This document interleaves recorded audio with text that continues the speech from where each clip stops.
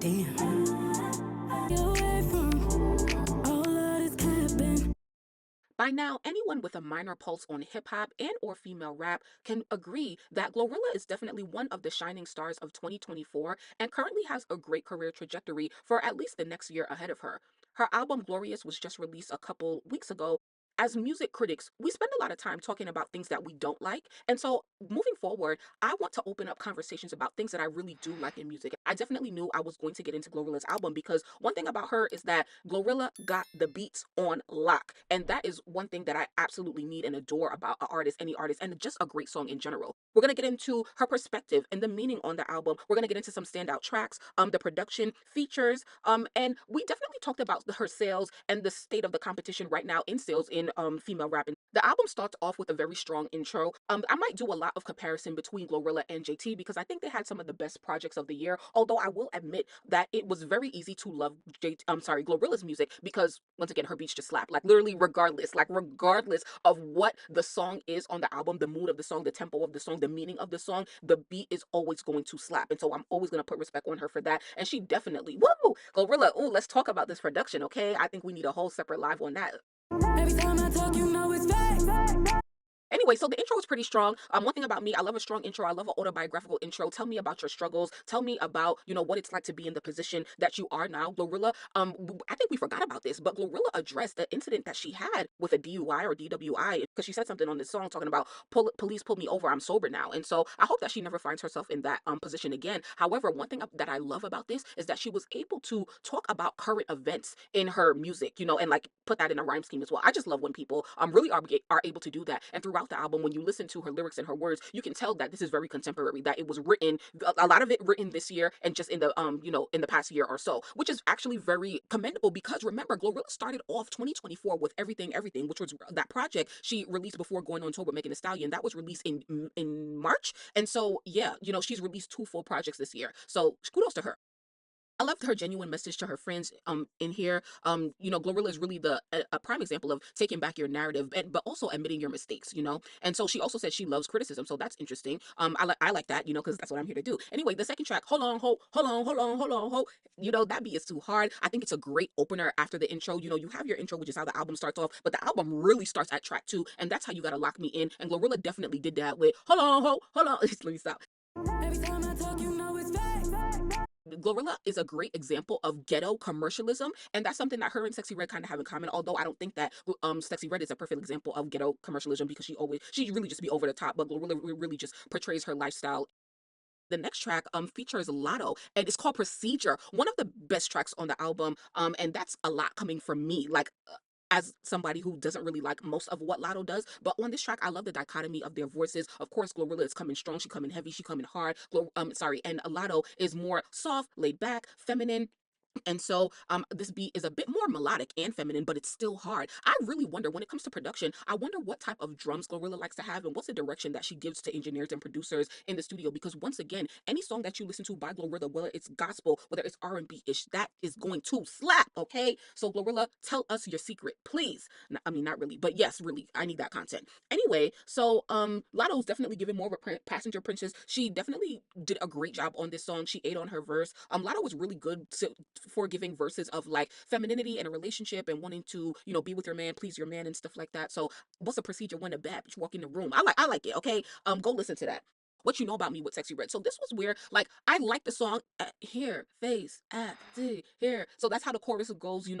This song went #1 on Apple Music over the past weekend. So congratulations to GloRilla for that. I love that. I talked about it already, but what I really love about that is to see 2 women like who are really kind of like on the same levels of success at #1. In the video, they look like ghetto superheroes, and they have Boosie in the video as well. It was just a whole bunch of ghetto, southern ghetto-ness, okay? But I do feel like the song is not as great as I think it could be because, I mean, I think GloRilla and Sexy Red are naturally hit makers, but for me, it was given they wanted to do too much of a hit, and which is why they even have a whole music video for it, which is fine. But Every time I talk, you know it's facts. let's move on to track #7, Don't Deserve featuring Money Long. Definitely one of the most standout tracks to me. And it's definitely probably my favorite track on this album because of the meaning alone.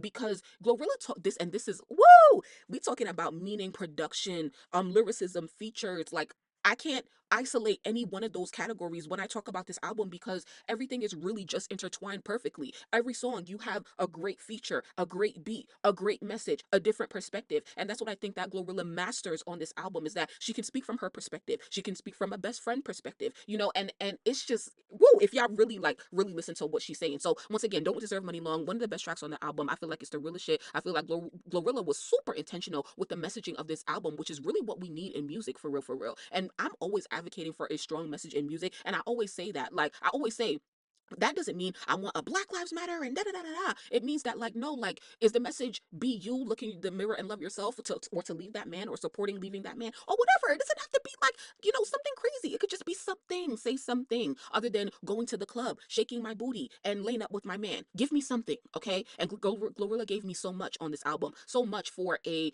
If I was a fan of GloRilla, I would be super super happy because there truly is something for everybody on this album. I know that a lot of artists say that, and I don't be feeling that way a lot of times. But for GloRilla, it's easy to love her music, number one, because the beat goes slap. How many times I gotta say that? Okay, so you gonna find something on here, okay? Every time I talk, you know it's facts. On this track, Money Long does a great job. GloRilla does a great job. It's not a collab that I would have expected to sound good, especially because this is how you have like two artists who know how to rock a beat, even if they have two different sounds and they are in two different genres. Money Long is R&B. GloRilla, we already know. But this song was really about speaking life and tough love into a close female friend. And it's so inspiring from this perspective because a lot of times we give people advice, but we don't follow our own. Sometimes looking at your situation from the outside as if you're someone else and then asking yourself for advice, like, what would you tell someone in your situation? You should do that. And then whatever advice comes up in your head, follow that because that's what you would tell someone else. And you would think that that's good advice, right? So why don't we follow our own? Friends seemed very important to GloRilla, and I'd love for her to talk about her friendships with the girls that she had before the fame, currently, having fame, because all of your relationships get impacted by fame. And we saw her have up and downs with her best friend Gloss Up, and they have had two different career trajectories since they blew up. And I just wonder, like, how they really maintained that and how GloRilla really prioritized different relationships in her life. Every time I talk, you know it's facts. Rain Down on Me, Kirk Franklin, the first gospel track on here. This is great. It's not bad. Not for me. Features Kiara Sherrod. GloRilla's really making music for the hood on this album. There's something so respectable when someone understands their place in society and in music. And this song is definitely gospel mixed with hip hop.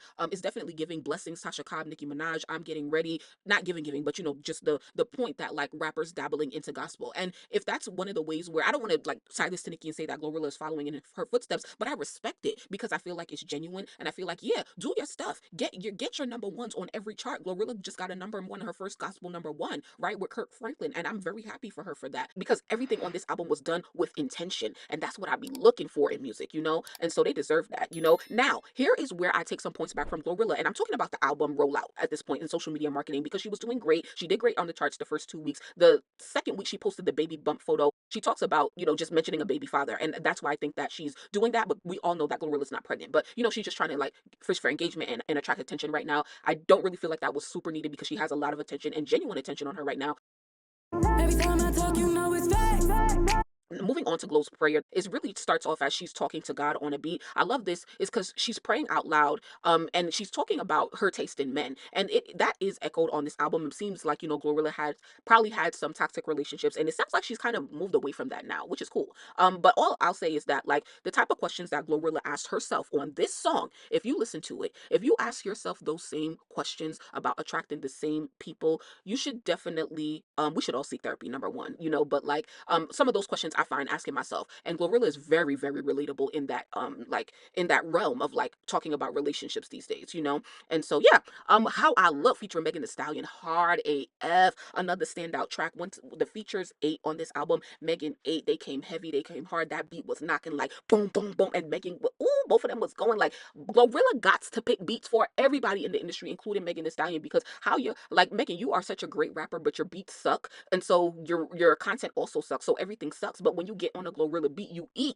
Megan ate. They both ate. But Megan said, "Fuck these hoes. Look, wait, fuck these hoes. I look like I'm on bitches ass." Okay. Now, Meg love to talk how she be on bitches ass, and Meg, how you be on bitches ass when your work can't compete commercially? Okay, you'll be surpassed very soon, sis. Just like the track that you featured on GloRilla already done surpassed you. Okay, next track, but definitely go listen to that one, y'all. I really f with that one for real, for real. At this point, to me, y'all, The album kind of dragging. GloRilla gave me 10 songs, 10 good songs.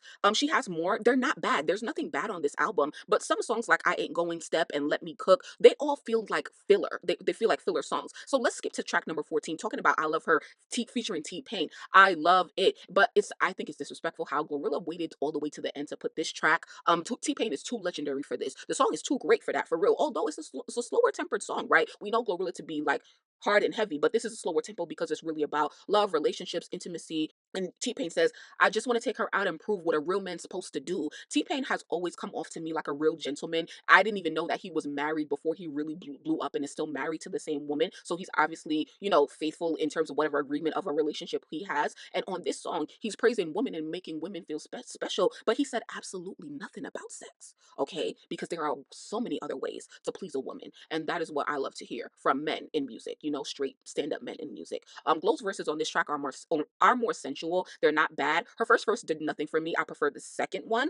And once again, just in general with T-Pain, it's so good to see a young artist collab with T-Pain. He revolutionized the sound of black music and hip hop music, especially for the South. I want to hear more of T-Pain these days. I got to do a better job of checking for him, but I also want the new artists to start, calling T-Pain and working with him more because come on, like come on, I'm just really glad to see him collabing with young artists. The production was amazing on this album. Features 8, sales 8, sales added up with everything, production, everything. The meaning is what I really have to give GloRilla 10 out of 10 for. I'm giving her a 10 out of 10 for production, giving her a 10 out of 10 for a perspective in the meaning, giving her a 10 out of 10 for features, giving her, I would say a 10 out of 10 for, sales and competition. There were a couple, she could have probably subtracted like 3 tracks from this album, because as someone who's not a fan, it's just, what's giving filler, but people do what they have to do for streaming and sales and money. So I get it. But yeah, I'm glad that she had the girls eating. Lotto ate, Megan ate, Sexy Red, she kind of ate. Everybody ate. GloRilla, you ate. Congratulations on all your success. And just stay you, stay authentic. I think that's your winning quality right now. And do what move to the sound of your own beat. All right. Thank y'all so much for watching. Please, I hope you like the video and subscribe to the channel. And I can't wait to see you in my next live or video. Thank y'all.